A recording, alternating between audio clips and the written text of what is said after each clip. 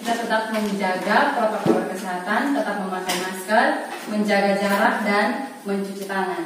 Dimanapun kita berada, 3M ini harus tetap kita lakukan. Nah, hari ini kita akan belajar, tapi sebelum kita mulai belajar, Ibu mau minta salah seorang dari anak-anak untuk memimpin kita dalam doa.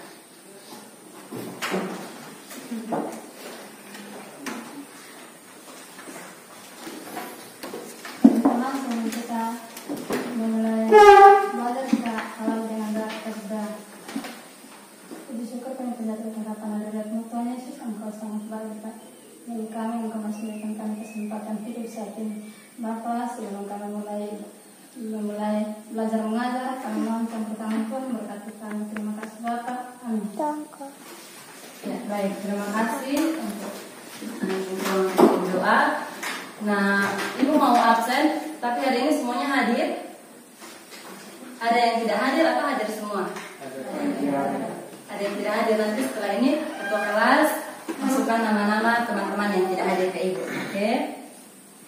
Nah, hari ini kita akan belajar tentang sistem pernapasan. Tapi sebelum kita masuk ke materi, Ibu mau ajak semua berdiri.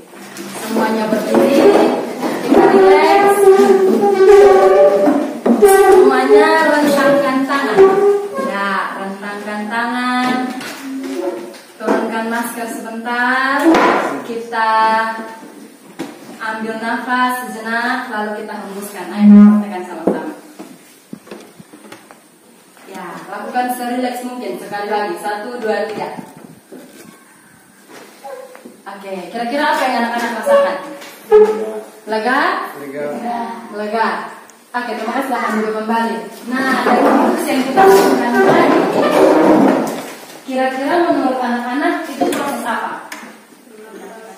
Proses bernafas. Nah, hari ini kita belajar tentang sistem pernafasan. Hari ini yang akan kita pelajari, kita menganalisis struktur dan organ fungsi pernafasan. Kita menjelaskan organ-organ pernafasan beserta dengan fungsinya dan mekanisme pernafasan.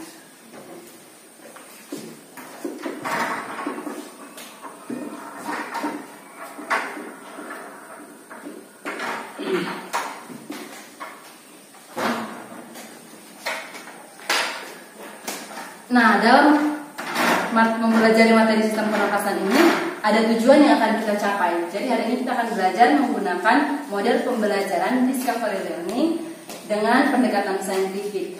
Dan Ibu harap dengan mengikuti pembelajaran ini, anak-anak mampu menjelaskan organ-organ pernafasan beserta fungsinya dengan baik, dan juga anak-anak mampu menjelaskan tentang mekanisme pada sistem pernafasan manusia. Oke, langsung saja ke materi inti yang pertama, yaitu organ pernafasan pada manusia. Nah, sebelumnya Ibu mau tanya, kira-kira manusia bernafas menggunakan apa? Hidup. Ini pertanyaan yang paling gampang dan dimengerti oleh semua orang, dan kita tahu bersama bahwa kita bernafas menggunakan hidung. Nah, selain hidung, apalagi organ pernafasan pada manusia? Ada yang tahu? Tenggorokan. Setelah itu paru-paru.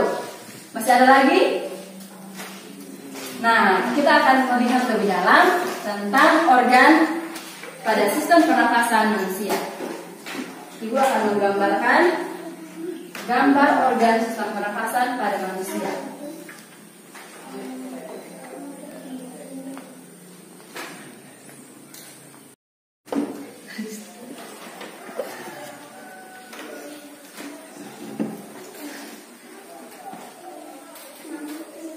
Nah, organ-organ pada pernafasan pada manusia itu pertama tadi sudah anak-anak sebutkan, mulai dari hidung. Nah, ini gambar hidung. Nah, hidung ini terdiri dari 2 lubang yang di tengahnya dihalangi 1 sekar. Nah, di dalam hidung kira-kira ada apa? Ada bulu atau rambut-rambut halus. Nah, rambut-rambut halus di dalam hidung itu dia berfungsi untuk menghalangi partikel-partikel atau debu dan kotoran dari luar yang masuk ke dalam tubuh. Nah, hidung ini tersusun dari tulang-tulang rawan alveolar. Nah, selain hidung memiliki rambut halus yang berfungsi untuk menghalangi partikel-partikel atau debu dan kotoran dari luar untuk masuk ke dalam tubuh, hidung juga memiliki fungsi yang lain. Nah, fungsi yang lain dari hidung itu menghangatkan, melembabkan udara, dan juga menghentikan kuman. Jadi ketika ada kuman dari luar masuk ke dalam hidung akan terhenti di sini. Jadi tidak berhasil masuk ke dalam tubuh. Nah, hidung juga membuka jalur menuju ke faring. Nah, organ pernafasan yang kedua pada tubuh manusia itu adalah faring.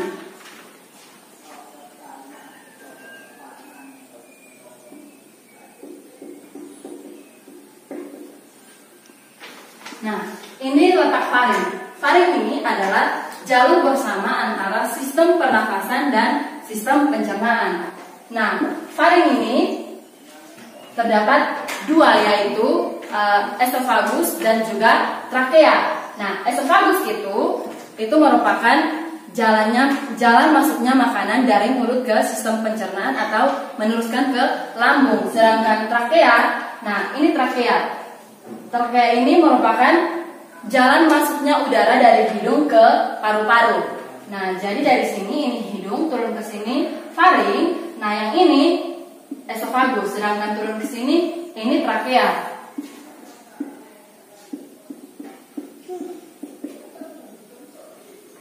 Nah, faring juga tersusun dari tulang rawan, ligamen, dan membran. Setelah faring ini, di sini ada laring. Nah, laring ini letaknya di depan faring.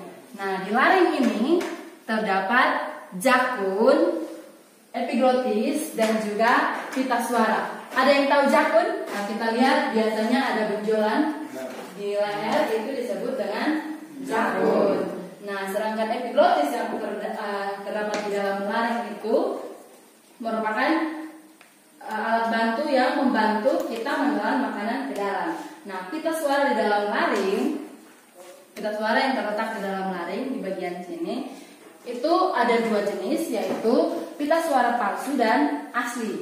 Pita suara palsu tidak memiliki otot sehingga tidak mampu mengeluarkan suara, sedangkan pita suara asli di dalam laring kita itu terdiri atas otot-otot sehingga menolong kita mengeluarkan suara, makanya kita bisa berbicara. Nah, yang berikut kita masuk ke trakea. Jadi yang ketiga, organ pernafasan pada manusia itu trakea. Nah, ada yang tahu fungsi trakea? Tadi sudah Ibu jelaskan fungsi trakea. Dia berfungsi sebagai jalur udara masuk dari hidung ke paru-paru. Nah, ini letak trakea. Trakea ini dia juga tersambung ke paru-paru. Trakea memiliki cabang di ujungnya. Nah, kita lihat di sini ada berapa cabang? Ada dua cabang. Nah, dua cabang ini kita sebut sebagai bronkus. Nah, cabang di ujung trakea ini kita sebut sebagai bronkus. Nah, bronkus memiliki dua cabang, cabang kanan dan cabang kiri. Cabang kanan masuk ke paru-paru bagian kanan dan cabang kiri dia masuk ke paru-paru bagian kiri. Nah, ternyata di ujung bronkus masih ada lagi cabang. Nah, cabang bronkus di dalam paru-paru ini kita sebut sebagai bronkiolus. Sebagai apa? Bronkiolus. Nah, bronkiolus. Nah, cabang di ujung bronkus ini namanya bronkiolus. Nah, di ujung dari bronkiolus ada gelembung-gelembung halus. Ada yang tahu ini apa? Alveolus. Ya, benar sekali. Di ujung dari bronkiolus terdapat alveolus. Nah, alveolus ini sendiri adalah tempat pertukaran O2 dan CO2. Alveolus ini dia terletak di dalam paru-paru. Nah, ini gambar paru-paru atau purmo. Paru-paru ini terdiri atas dua, paru-paru kanan dan paru-paru kiri. Paru-paru kanan ini memiliki 3 lobus, sedangkan paru-paru kiri dia memiliki 2 lobus.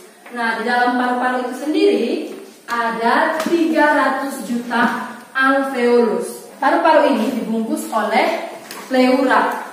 Sampai di sini tentang organ pernafasan pada manusia. Ada yang ingin bertanya? Nah, yang kedua kita akan mempelajari mekanisme pernafasan. Tapi sebelumnya, Ibu mau jelaskan bahwa pernafasan itu ada dua tipe. Yang pertama, pernafasan internal. Pernafasan internal itu terjadi di dalam sel. Sedangkan yang kedua, pernafasan eksternal. Pernafasan eksternal itu yang tadi dijelaskan, dia terjadi di dalam alveolus. Nah, mekanisme pernafasan juga ada dua, yaitu pernafasan dada dan pernafasan perut. Nah, ada yang tahu pernafasan dada itu apa?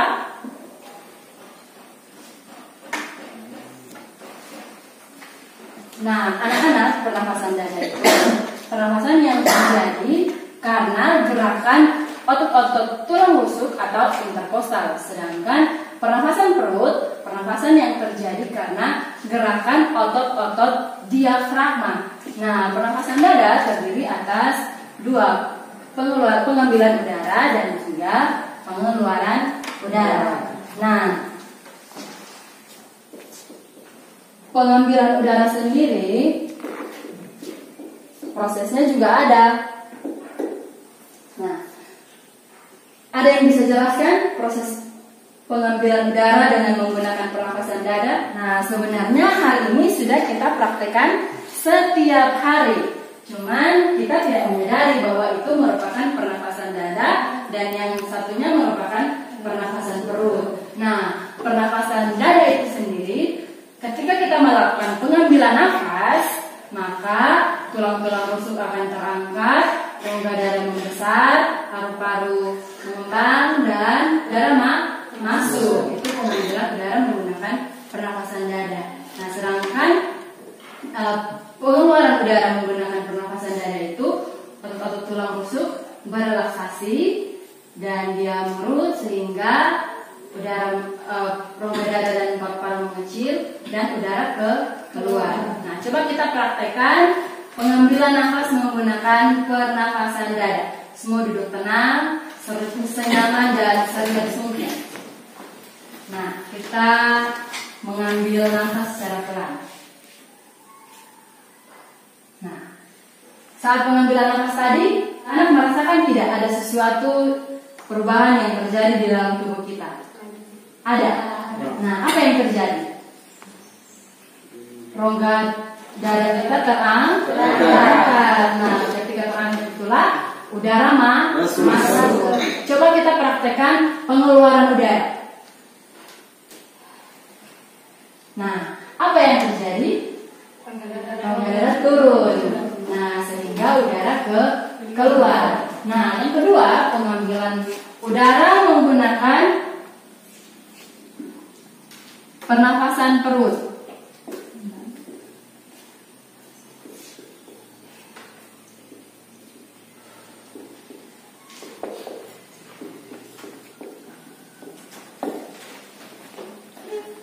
Nah, pengambilan udara menggunakan pernafasan perut juga demikian.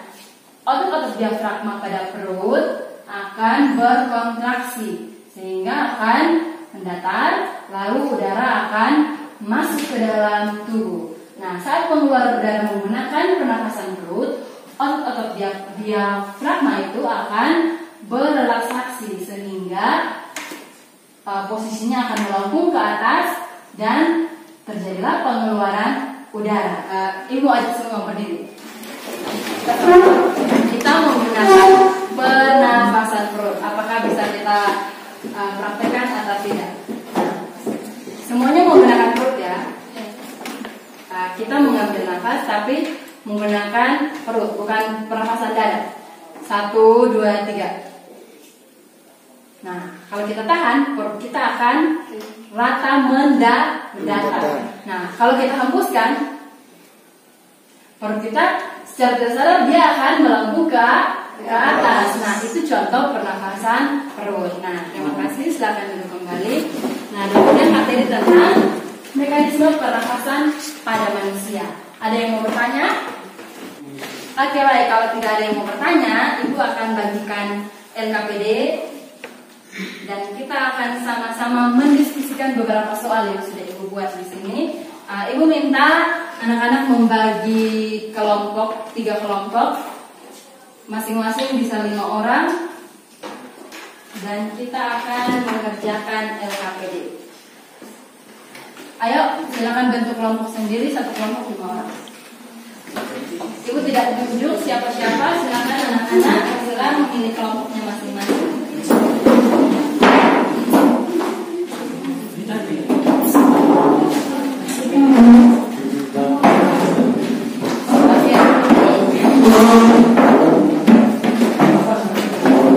Ingat tetap jaga jarak dan tetap memakai masker. Ya, baik. Jadi dalam LKPD itu ada 5 butir soal. Silakan anak-anak berdiskusi dalam kelompok. Dan setelah ini kita akan mempresentasikannya di depan. Nah, Ibu kasih waktu untuk mengerjakan soal tersebut 15 menit. 15 menit cukup atau tidak? Atau mau tambah waktu? 20 menit? Oke, baik. 20 menit dimulai dari sekarang. Setelah ini masing-masing kelompok silakan masing-masing menentukan ketua kelompoknya dan presentasi di depan.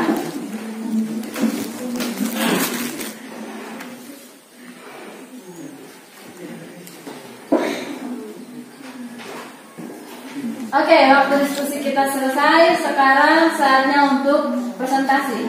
Kelompok 1 sudah siap? Ayo kelompok 1. Yang presentasi siapa? Rani. Oke, berikan kesempatan kepada kelompok 1 untuk mempresentasikan diskusi.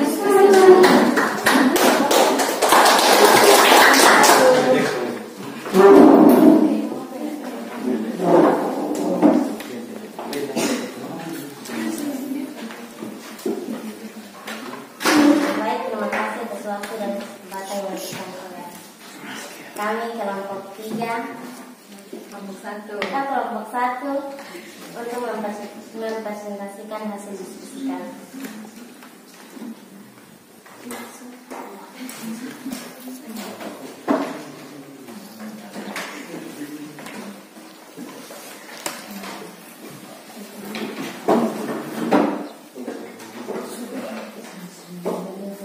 Fase inspirasi terjadi jika tulang rusuk terangkat karena kontraksi otot antar tulang rusuk.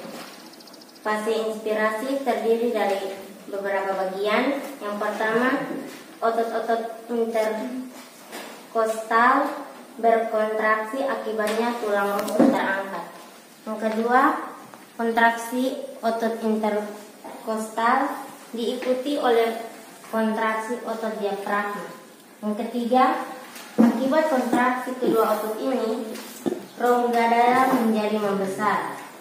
Yang keempat, rongga dada yang bertambah besar menyebabkan tekanan udara di paru-paru menjadi kecil. Dan yang kelima, akibatnya udara masuk ke dalam paru-paru. Sedangkan fase ekspirasi terjadi jika tulang rusuk turun karena otot interkostal berelaksasi. Fase ekspirasi terbagi menjadi beberapa bagian. Yang pertama, otot-otot interkostal berelaksasi, akibatnya tulang rusuk turun. Yang kedua, relaksasi otot interkostal diikuti oleh berelaksasinya otot diafragma. Yang ketiga, akibat relaksasi kedua otot ini, rongga dada menjadi mengecil. Yang keempat, rongga dada yang mengecil menyebabkan tekanan udara di paru-paru menjadi besar. Dan yang terakhir, akibatnya udara keluar dari dalam paru-paru ke lingkungan. Demikian presentasikan. Iya, baik. Berikan tepuk tangan dulu. Terima kasih, silakan duduk kembali. Selanjutnya kelompok 2. Kelompok 2 silakan Deka dulu. Wakil kelompok 2 berpresentasi. Nah, berikan tepuk tangan untuk kelompok 2.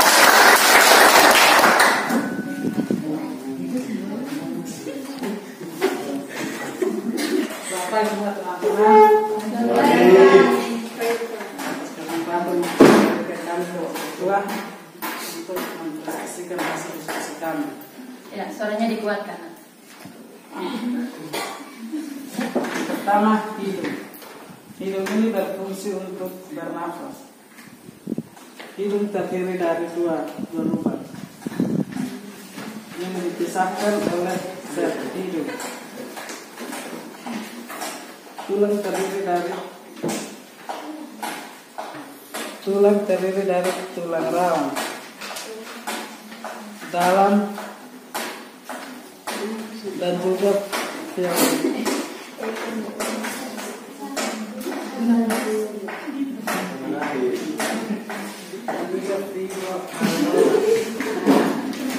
Yang lain harap tenang memperhatikan teman. Dalam rongga hidung adalah ukuran halus. Fungsinya untuk menyaring partikel seperti kotoran atau debu dari luar tubuh. Hidung juga berfungsi mengangkat, melemahkan udara dan membersihkan kuman. Sekian dan terima kasih. Oke, berikan tepuk tangan nanti kelompok dua kita saja. Oke, baik. Kalau begitu kita lanjut ke kelompok 3. Silakan Jackson Edison Boy. Fokus ya. Berikan tepuk tangan untuk Selamat pagi teman-teman. Terima kasih atas waktu yang diberikan kepada kami dari kelompok 3 untuk mempresentasikan hasil diskusi kami.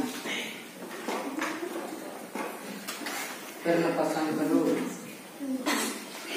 Pengambilan udara pada pernapasan perut.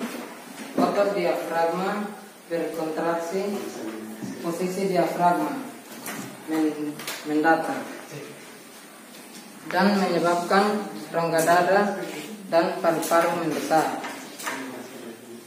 Yang kedua, penyaluran udara. Otot diafragma berelaksasi, posisi diafragma melengkung ke atas. Paru-paru dan rongga dada mengecil. Sekian dan terima kasih. ya, terima kasih kelompok 3. Terima kasih karena anak-anak sudah berdiskusi dengan baik dan melakukan presentasi dengan baik. Nah, pelajaran kita hari ini sampai di sini. Silakan materi yang sudah diubahkan boleh kalian bawa pulang untuk dipakai belajar di rumah. Nanti kita akan ketemu lagi di pertemuan yang berikut, masih sistem pernapasan dengan materi gangguan-gangguan pada sistem pernapasan.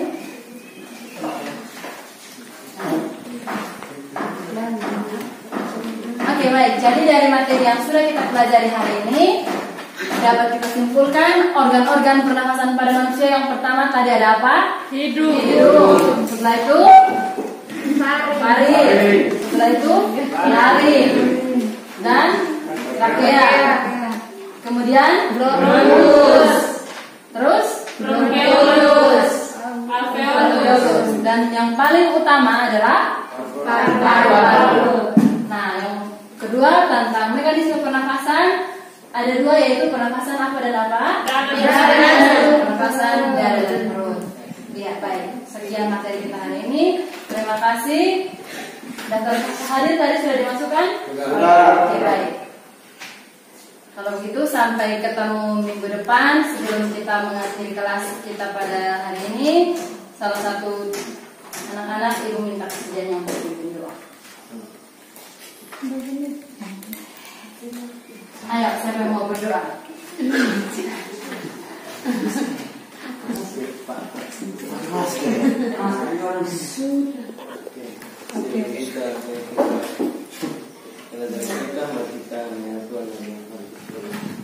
Terima kasih Tuhan, terima kasih Bapak, karena Engkau telah membantu kami dari awal perjalanan kami, sehingga kami tidak dengan baik. Sebentar. Engkau berkati kami dan tempat ini. Hanya yang Bapa dan Roh Kudus. Amin. Nah, pertemuan sudah selesai. Terima kasih dan selamat pagi.